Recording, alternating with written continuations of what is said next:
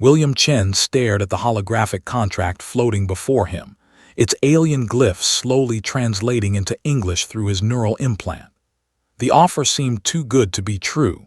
Full citizenship in the Galactic Consortium, a research position at the University of Kepler 442b, and enough credits to pay off Earth's entire climate debt. All for a simple diplomatic marriage. You understand this is binding under consortium law? The Valerian diplomat asked, his crystalline features refracting the starlight streaming through the space station's observation deck. William nodded, barely listening. After 3 years scraping by as a xenobiology researcher on humanity's lone orbital platform, this was his ticket to the stars. Earth had been late to join the galactic community, and opportunities for humans remained scarce. A political marriage to some minor noble seemed a small price for everything he'd ever wanted. "I accept," he said, pressing his palm against the contract. The hologram flared blue, then dissolved into sparkling motes of light. The Valerian's expression was unreadable. William still hadn't mastered reading crystalline body language, but something in the alien's posture suggested amusement. "Excellent. The ceremony is scheduled for 3 cycles from now. Your bride will meet you on Nexus Prime." Nexus Prime hung in space like a jewel, a massive space station at the heart of the consortium. Millions of beings from thousands of species lived, worked, and traded within its spinning rings. William's shuttle docked at one of the smaller ports, and he was immediately swept into a whirlwind of preparation. Tailors fitted him with adaptive clothing that shifted to match his body temperature. Etiquette instructors drilled him on 17 different greeting customs. Medical technicians administered vaccines against diseases Earth had never encountered. Through it all, no one would tell him anything about his bride except that her name was Maya.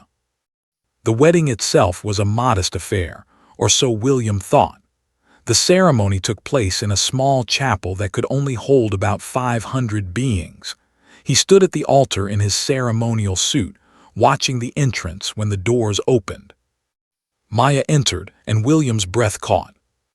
She was humanoid, mercifully. The consortium had at least considered his comfort in that regard. Her skin held an opalescent quality, shifting between shades of blue and violet. Her eyes were large and golden, with vertical pupils that contracted as they met his gaze. Elegant patterns like living circuitry traced along her neck and arms, pulsing with soft bioluminescence. She was, simply put, the most beautiful being he had ever seen. The ceremony proceeded in a language he didn't understand, his implant translating a beat behind. Maya spoke her vows in a melodic voice that seemed to resonate in his chest. When it came time to seal their union, she placed her hand against his, and warmth flooded through him, not unpleasant but distinctly alien. "Hello, husband," she said in perfect English, a slight smile playing at her lips. "Hello," William managed, suddenly aware that he just married a complete stranger. The reception was where things began to feel off. William had expected a small gathering, maybe some diplomats, a few witnesses. Instead, he found himself in a grand ballroom that seemed to stretch to infinity, filled with thousands of beings. And they were all bowing. Not to him, to Maya. William whispered as they walked through the parting crowd. "These people seem really respectful of you." Maya's golden eyes sparkled with what might have been mischief. "Do they?" A towering being covered in chitinous armor approached, dropping to one knee. "Your Radiance, the Hive Collective sends its congratulations and pledges eternal loyalty."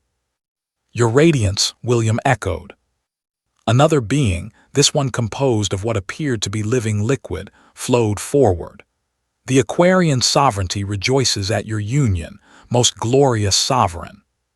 "Sovereign," William's voice climbed an octave. Maya squeezed his hand gently. "We should talk." They retreated to a private balcony overlooking the station's commercial district, where ships came and went like fireflies. William gripped the railing, trying to process what was happening. You're not just some minor noble, are you? He asked. No, Maya admitted, standing beside him. I'm the eternal sovereign of the Luminary Collective, commander of the Void Fleets, keeper of the ancient protocols, and supreme arbiter of 347 member civilizations. William's knuckles went white on the railing. So, you're the queen of everything. That's reductive but essentially accurate. She paused. Does this change things? Change things? I thought I was marrying someone like me. A researcher, maybe a low-level diplomat, not the literal ruler of the galaxy. He ran his hands through his hair. Why would you even want to marry me? I'm nobody. Earth barely matters in consortium politics. Maya was quiet for a moment, watching a cargo hauler drift past. Do you know what it's like, William, to be sovereign? Every word I speak is analyzed by political theorists. Every relationship is a potential alliance or weakness. Every friend might be an asset or an assassin. She turned to face him. For 300 years, I've ruled the consortium. I've never had a single conversation that wasn't calculated, never met someone who saw me rather than my crown. And you thought an ignorant human would be different. I thought someone who didn't know who I was might actually get to know me, she said softly. The marriage contract was a formality. Diplomatic marriages happen constantly in the consortium. But the Valerians owed me a favor, and I asked them to find someone genuinely brilliant in their field, someone who wouldn't recognize me, someone who accepted the offer for the opportunities rather than the power. William studied her face, seeing vulnerability there that sat strangely on the features of someone who commanded star fleets. You could have just told me. Would you have believed me? Or would you have been like everyone else, scared, calculating, treating me like a crown rather than a person? He thought about that. Honestly, he probably would have panicked and run. Fair point. I'm sorry for the deception, Maya said. If you wish to annul the marriage, I'll ensure you still receive everything promised. The research position, the citizenship, the credits, it's all yours regardless. I won't trap you in this. William looked out at Nexus Prime, at the incredible tapestry of civilizations working together, at the future he dreamed of now spread before him. Then he looked at Maya, really looked at her, and saw not the eternal sovereign but a woman who'd been alone for 3 centuries, desperate enough to trick a stranger into giving her a chance at something real. I did accept an alien marriage deal, he said slowly. And yeah, I was unaware my bride was the queen of everything, but you know what? I also accepted for selfish reasons. I wanted the stars, the adventure, the prestige. He met her golden eyes. Maybe we're both guilty of ulterior motives. A small smile curved Maya's lips. Perhaps we are. So here's my counteroffer, William continued. We stay married, but we actually try to make this work. Not as sovereign and subject, not as queen and consort, as 2 people figuring out how to build something together. We start over, get to know each other properly. You do that, even knowing who I am. Especially knowing who you are. He held out his hand. Hi, I'm William Chen. I'm a xenobiology researcher from Earth who's terrible at negotiating contracts and apparently has a type for powerful women. Nice to meet you. Maya laughed, a genuine, delighted sound that seemed to make her bioluminescent patterns pulse brighter. She took his hand. I'm Maya. I'm the ruler of the known galaxy who's apparently terrible at relationships and possibly worse at dating. It's a pleasure to meet you too. 6 months later, William stood in his laboratory aboard the royal flagship, analyzing samples from a newly discovered ecosystem.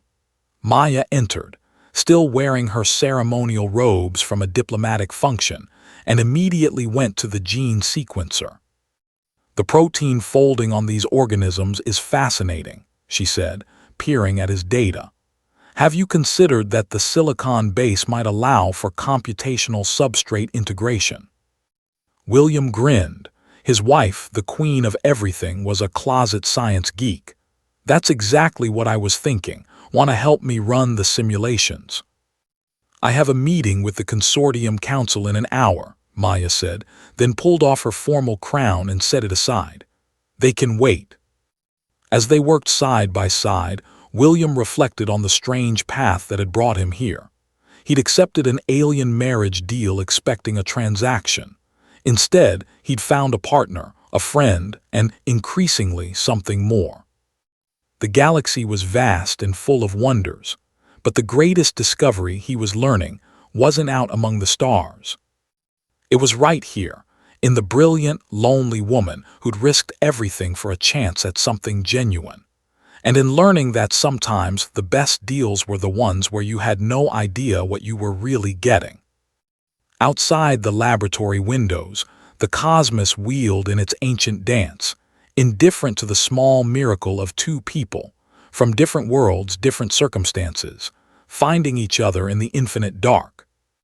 And somewhere in the palace archives, a diplomatic contract glowed softly, its terms fulfilled far beyond what anyone had imagined. The end.